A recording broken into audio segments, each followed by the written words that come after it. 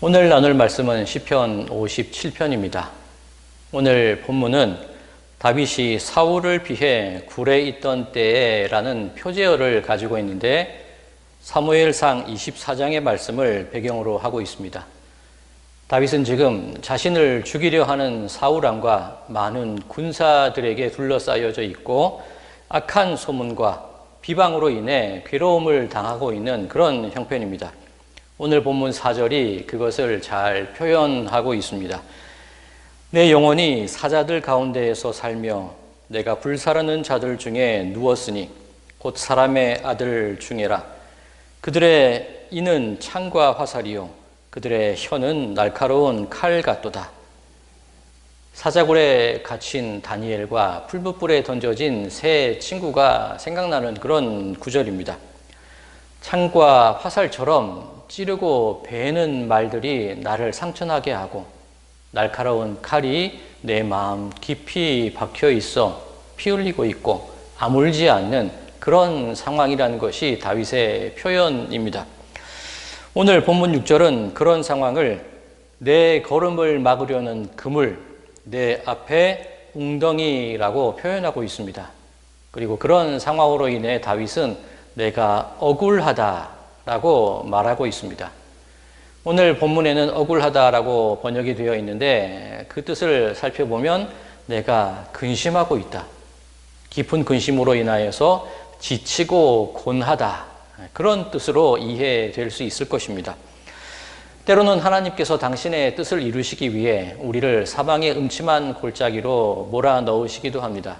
그리고 또 어느 때는 세상 사람들의 비난과 비판이 나를 힘들게 하기도 하고 사탄 마귀의 권세와 계략이 나를 쓰러뜨리려고 나를 노리고 있기도 합니다. 그리고 많은 사람들이 생각 없이 내뱉는 말 때문에 내 마음에는 치유되지 않는 깊은 상처가 남게 되기도 합니다. 그물에 걸려 꼼짝하지도 못하고 깊디 깊은 구덩이에 빠져 내 힘으로는 도무지 나올 수 없는 그런 상황, 그것이 다윗이 처한 상태요. 그리고 다윗처럼 깊은 굴 속에서 가만히 숨 죽이고 있는 나의 상황이기도 합니다. 자, 그런데 내가 겪고 있는 그런 억울함에 대해 탄식하고 있는 오늘 본문 6절 말씀을 끝까지 읽어보면 그곳에 대반전이 있는 것을 알 수가 있습니다. 그들이 내 걸음을 막으려고 그물을 준비하였으니 내 영혼이 억울하도다. 그들이 내 앞에 웅덩이를 팠으나 자기들이 그 중에 빠졌도다. 나를 붙잡으려고 그물을 치고 나를 빠뜨리려고 웅덩이를 팠는데 오히려 그들이 그 그물과 그 웅덩이에 걸리고 넘어지고 빠지게 되었더라는 얘기입니다. 대반전, 대역전이 일어난 것입니다. 자, 그렇다면 어떻게 할 때에 이런 대반전과 대역전이 일어날 수 있는 것일까요? 오늘 본문 1절입니다. 하나님이여 내게 은혜를 베푸소서, 내게 은혜를 베푸소서. 내 영혼이 주께로 피하되 주의 날개 그늘 아래에서 이 재앙들이 지나가기까지 피하리이다. 주의 날개가 무엇입니까? 자, 이곳에 하나님의 언약궤가 있다고 생각을 해보겠습니다. 언약궤 위에는 그룹, 즉 천사와 같은 이들이 양쪽에서 그 날개를 잇대고 이렇게 있습니다.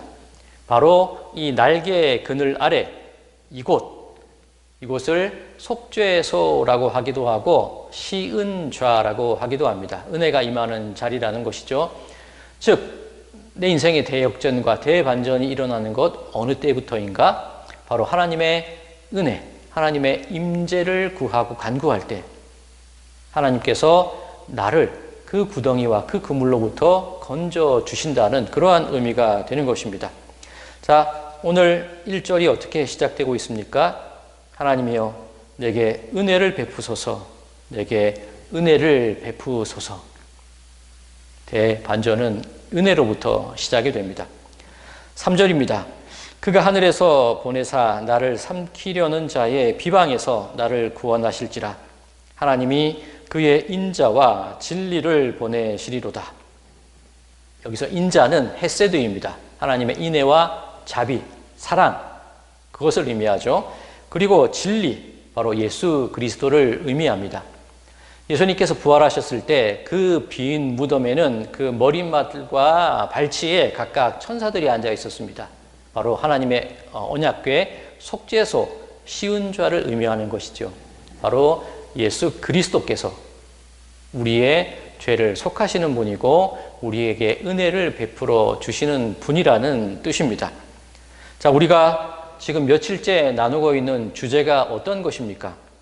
저 높은 곳을 보자는 거예요. 저 먼 곳을 보자는 겁니다. 우리의 시선이 지금 내 눈앞에 있어서 내 눈앞의 문제에 시선을 고정시키지 말라는 겁니다. 그물이 있고 웅덩이가 있고 늘 죄를 짓고 후회하고 그렇게 머물러 있는 내 이 자리에 내 시선을 고정시키지 말고 하나님께서 우리에게 주실 그 구원과 그 승리의 그곳, 그 먼 곳을 향해, 그 높은 곳을 향해 우리의 시선을 고정시키고 그 승리를 향해서 담대히 나아가자는 것이 요즘 요 며칠 우리가 살펴보고 있는 주제의 말씀입니다. 내가 어떤 자리에 있든지 넘어지든지 쓰러져 있든지 하나님은 반드시 나를 일으켜 세우실 것이고 나를 만들어 가실 것이고 나를 빚어 가실 것이고 그를 통하여 하나님께서 계획하신 큰 뜻을 나를 통하여 이루실 것이다. 그것이 우리 그리스도인들이 고백하는 신앙의 고백인 줄로 믿습니다. 바로 그 눈을 뜨자는 겁니다. 오늘 본문 5절 말씀입니다. 하나님이여 주는 하늘 위에 높이 들리시며 주의 영광이 온 세계 위에 높아지기를 원하나이다. 자, 지금 다윗이 어디에 있습니까?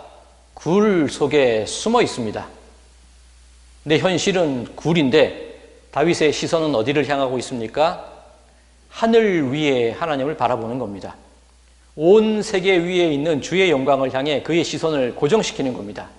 그러니 그의 탄식과 그의 두려움이 변화하여서 하나님 나에게 은혜를 베푸소서 그 고백을 통하여서 다윗의 인생이 역전되어지고 나를 쓰러뜨리려는 그 대적들이 오히려 자기들이 판 구덩이에 빠지게 된다는 말씀인 줄로 믿습니다. 자, 어제 말씀 가운데 엘리야가 죽은 아이를 안고 어디로 갔습니까? 다락으로 올라갔습니다. 죽음과 어머니의 깊은 슬픔과 눈물이 있는 그곳이 아니라 높은 곳을 향하여 올라가고 바로 그곳에서 하나님께 기도하고 간구했을 때에 그 아이의 혼이 돌아오고 그 가정이 회복되는 역사를 볼 수가 있는 겁니다. 이것이 대반전, 대역전을 이끌어내는 힘인 줄 믿습니다. 오늘 본문 7절 말씀입니다. 하나님이여 내 마음이 확정되었고 내 마음이 확정되었사오니 내가 노래하고 내가 찬송하리이다. 내 마음이 확정되었다. 이런 복음성가 CCM도 있죠. 무슨 뜻입니까? 내 마음이 더 이상 흔들리지 않는다는 의미입니다. 내 마음의 방향이 올곧게 정해졌다는 얘기입니다. 내 앞에 그물과 웅덩이를 볼 때에는 내 마음이 흔들립니다. 두려움에 흔들리고 내 처지에 흔들리고 내 죄악된 상황 때문에 흔들리는 것이 내 마음인데 나의 시선을 높은 곳과 먼 곳을 향하여 하나님의 그 계획하심을 향하여 두었을 때에 내 마음이 확정되고 확정되었나이다. 내 마음이 더 이상 흔들리지 않고 하나님께 내 마음이 고정되어지고 내가 갈 길이 이제 밝히 보입니다. 라는 뜻인 줄로 믿습니다. 자, 8절 말씀입니다. 내 영광아 깰지어다. 비파야 수금아 깰지어다. 내가 새벽을 깨우리로다. 자, 그러니 내 영혼아 깨어나라. 내 영혼아 일어나라. 내 영혼아 이제 살아나라. 선언하는 겁니다. 선포하는 겁니다. 그렇게 살아가자고 내 스스로를 밀어붙이는 겁니다. 자, 바울과 실라가 빌립보 감옥에 있을 때 감옥 문이 열려서 찬송을 했습니까? 아니죠. 비록 갇혀있고 매맞고 힘겨운 환난과 고난 가운데 처해 있지만 내 영혼아 깨어나라. 장차 나를 통하여 이루실 하나님의 그 원대하신 그 구원의 역사, 초대교회를 향하여 이루어 나가실 하나님의 놀라운 계획, 그것을 보는 겁니다. 내 영혼아 깨어라. 그리고 비파와 수금아 일어나라, 깨어나라. 그러니 어찌 찬양을 하지 않을 수 있겠습니까? 나는 굴에 있지만, 나는 감옥에 있지만 내 영혼이 깨어나고 차장이 깨어나게 될 때에 바로 그곳에서부터 은혜가 임하고 자유함이 임하게 된다는 사실입니다. 그리고 8절 뒷부분에 이렇게 고백하고 있죠. 내가 새벽을 깨우리라. 내가 새벽을 깨우리로다. 새벽이 나를 깨우는 게 아니라는 겁니다. 이제 해가 떠서 이제 밝아지니까 내가 눈을 뜬다는 얘기가 아니라 아직은 짙은 어두움입니다.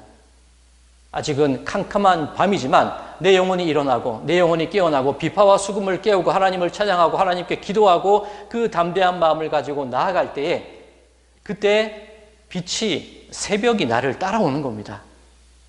뒤늦게 내가 어떻게 할까 수습하고 따라가는 인생이 아니라 담대히 선포하고 외치고 나아갈 때에 내 인생이 앞장서서 나가고 내 영혼이 확정되어지고 승리 가운데로 담대히 걸어가는 그런 삶이 우리들에게 주어진다는 말씀인 줄로 믿습니다.